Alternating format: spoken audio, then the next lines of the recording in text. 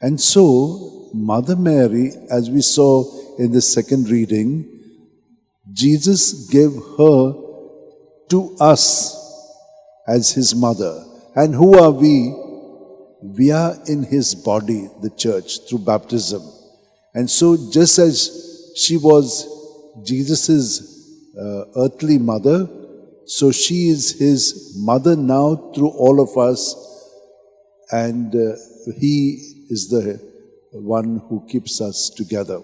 So she is our mother and we are her children.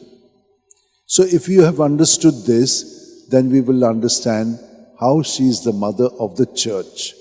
All of us together form the mother of the church, and so she is our mother. She takes care of Jesus in all of us. She has been acclaimed as the one who is the mother of salvation. She is the mother of life and grace. She is the mother of all those who are saved. She is the mother of the living and of all those who have died.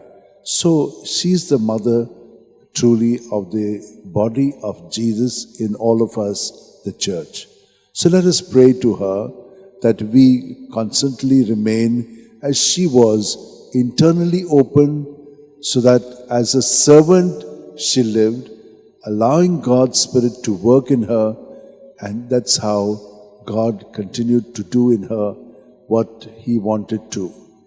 Behold the handmaid of the Lord, be it done to me according to your word.